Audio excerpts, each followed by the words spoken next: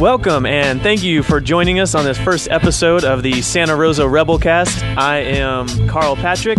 On today's show, we interview Sue Gadbois of the Staff Nurses Association, who's recently engaged in a 2-day strike at Memorial Hospital and are engaging in an ongoing struggle against the St. Joseph Health System. Thanks for joining me. And what prompted Memorial nurses to go on strike? Well, there are a number of issues that stand between the Staff Nurses Association and Santa Rosa Memorial Hospital. And they include, for example, a float specialty nurse during the night shift who could respond to patient emergencies, who can assist with taking patients from critical care to a particular test that they may need in the middle of the night, because that patient needs a nurse to go with them.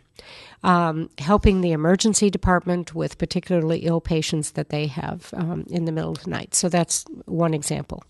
Another example would be to staff with assistive personnel to the level of illness of the patients in the hospital, so that a nurse has assistive personnel there with them to assist with the care of the patients. What that may mean is that perhaps there is a patient who is disoriented and in danger of forgetting where they are and getting up to go to the restroom or wherever, but may not be strong enough to make that trip by themselves. Those kinds of patients need assistance with getting to the bathroom. And if the registered nurse needs to be the one to stand there with the patient while they go to the restroom and bring them back, there may be other patients in their department that are assigned to that nurse who have needs at the same time that require the presence of a registered nurse. So, for instance, they're in pain, they're having difficulty breathing, they may have issues with their blood pressure or whatever, and the nurse's time could be better spent with those patients, whereas the assistive personnel could help the person to the bathroom. So those are the kinds of things we're thinking of. We're also asking that break relief nurses be provided, so that when a nurse goes on a meal break, that there be a nurse there able to take care of their patients while they're gone. The other set of issues or proposals have to do with a fair and competitive wage and benefit compensation package. And the reason that that's important is because Memorial Hospital needs to remain competitive in the market for nurses. And with the proposals that the hospital currently has, would cause them to not be able to retain the nurses they have in the marketplace or attract new ones. We've already seen that there is such a shortage of OR nurses in this country that the hospital at this point is not able to fill positions that they have open for OR nurses. The nursing shortage is definitely coming back, and we want to be able to staff Memorial with qualified nurses. So they must remain competitive in the marketplace. Mm-hmm. And so far, what has the company's response been? Why do you think they're not meeting these demands from the union, or what are they saying? You know, why? What is their rationale for that, and what is also what do you think is the real reason behind them not meeting your demands so far? Well, interestingly enough, they cite the Affordable Care Act as a huge cause of concern for them. Which is Obama's health care plan. Right. Okay. I refuse to call it Obamacare, but it's the Affordable Care Act. And they claim that they will experience such drastic decreases in reimbursement that they need to make cuts in nurses' wages and staffing and so forth in order to continue to exist in this county. We feel as though there is not adequate information to support their claim. They posted a $38 million profit margin.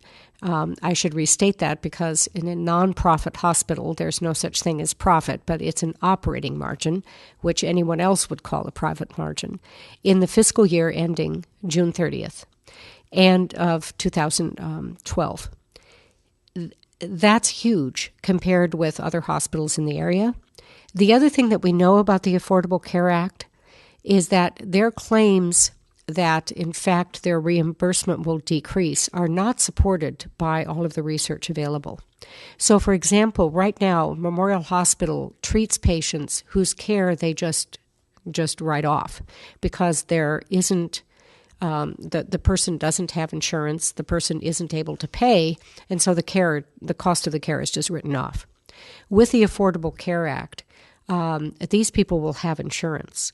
So there's research out there indicating that in the United States of America, approximately $170 billion extra dollars will be available to healthcare institutions because people will be covered by insurance who are not currently.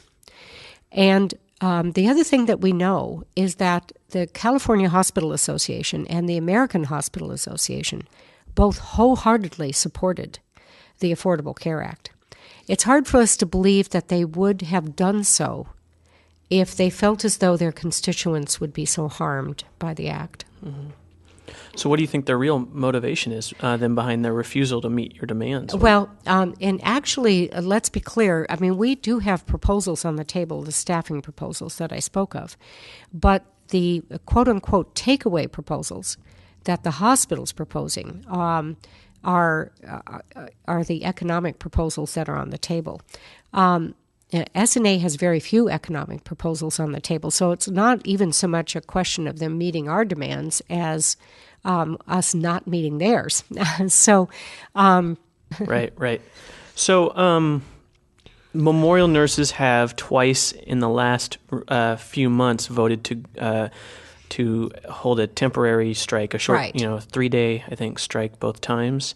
The first time was actually a 2-day strike with a 2-day delay in return to work. Mm-hmm. We would call it a lockout, but the hospital has carefully defined it such that it doesn't quite meet the legal definition of a lockout. And the second strike was a 3-day strike. Okay, yeah. So take us through that briefly, if you can. What was it like being out there? What were the nurses saying?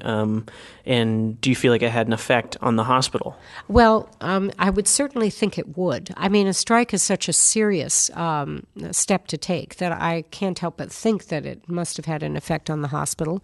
We're very worried about the kind of care that was provided in the hospital while we were out on strike, and have heard of circumstances that would, unfortunately, verify those concerns. The nurses felt like this was a very serious step to take, and they take that very, very seriously, but felt as though they absolutely had to stand up for preserving patient care and safe patient care at Memorial, as well as their own ability to remain at Memorial Hospital as a place that offers competitive wages and compensation and benefits. Mm-hmm. So, there was a lot of people out there, especially on a few of the days that we went out there.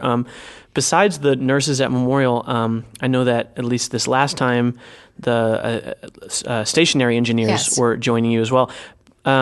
What other groups, other unions or other community groups were out there joining you? Right. Local 39 did join us for the same 3 days to be on strike. And they have been without a contract, I believe to be in the neighborhood of 18 months, but I'm not an expert on their contract situation. We were also supported by informational picketing from the California Nurses Association. California Nurses Association represents nurses at Petaluma Valley Hospital, which is leased by Santa Rosa Memorial Hospital, but also represents nurses at Kaiser and at Sutter Santa Rosa. So we had nurses come out and spend time on the line with us from those hospitals, and also by NUHW, which represents the other workers at Memorial Hospital, came out and informationally picketed with us. The Teamsters also lended support to us too. So great. So moving forward, what do you see happening in these negotiations? What is So we do have negotiation dates set. We are meeting with the hospital tomorrow afternoon and also on Friday. And then we have dates set on the 27th of November and the 30th of November as well. So we're looking forward to negotiations. We'll see how those go, and then make decisions from there. Yeah. Anything else you'd like to share with us about about what people can do to support the struggle there at Memorial? Well, we certainly appreciated everyone's support. The public was just so supportive. They brought us things, waved at us and so forth, just indicating their support. We would appreciate, of course, people being informed about what the issues are, and so we find this kind of thing to be very helpful, where we can get the word out. And I think it's very important for people to realize that that they not just believe what the hospital has to say about what the issues are. Quite frankly, I don't think they just take that without looking into it. And so we appreciate people realizing that there's always a number of perspectives involved in what's going on. If people want to get a hold of you or get more information, where should they go?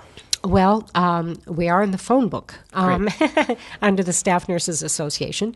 We do have a message line that people could leave messages on, or we do have a website, snanews.com, that they could consult. There's a way for them to email us that way. So I would think either of those would be helpful.